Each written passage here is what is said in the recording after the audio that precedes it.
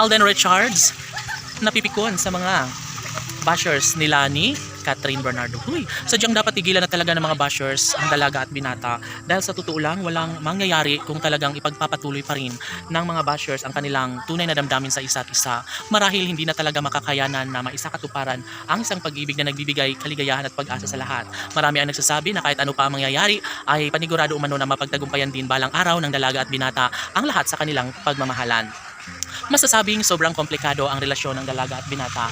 Naniniwala ang lahat na makakayanan din bandang huli ni Alden Richards ang lahat sa kanyang pagsubok na siyang nagbibigay kasiyahan sa lahat.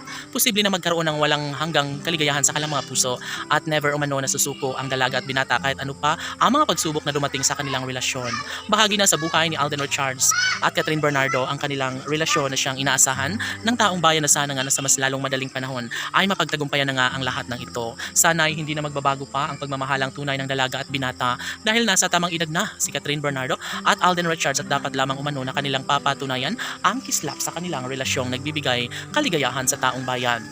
Laging pakatandaan na hindi kailanman susuko si Alden Richards sa kanyang hangarin para sa pretty girl na si Catherine. Posible umano na magkaroon ng walang hanggang kaligayahan sa kanilang mga puso lalo na at hanggang ngayon ay nagkaroon na ng malaking posibilidad na ibibigay at papatunayan ni Alden Richards ang lahat sa kanyang pagmamahal para sa pretty girl na si Catherine. Nadulas ang aktor sa kanyang akalang pagkakatuluyan na lang ang kanyang pinakahinintay sa lahat ng ito. Tama nga naman ang binata at sana ipagbigyan na lang sila ng panahon kung ano man ang mas makapagbibigay kaligayahan sa kanilang mga puso dahil sadyang naman na namumutawi pa rin ang isang malaking pag-asa, pagmamahalang hindi kailanman mawawala lalo na si Alden Richards at Catherine Bernardo ay never na mangyayari at patunayan na lang umano nila ito hanggat kayang maipaglaban at patunayan ni Alden ang lahat ay posible na magkakaroon umano sila ng pagkakatuluyan sa ayaw at gusto ng mga bashers. Sana ay hindi na nga umano magbabago pa dahil sa totoo lang piko na si Alden Richards sa kanyang mga bashers na patuloy na naninira sa kanilang pagmamahalan. Bakit? Marami pa rin ang umaayaw at lumalabag hadlang sa relasyon ng dalaga at binata.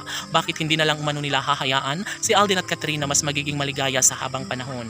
Hay, sadya nga namang kampante lamang ang dalaga at posible umano na magkaroon ng walang hanggang kaligayahan sa kanilang mga puso lalo na si Alden Richards ay gunita sa kanyang puso't damdamin na talagang mabibigyang katuparan din ang lahat sa kanyang hangarin na makatulayan na niya bandang huli ang pretty girl na si Catherine.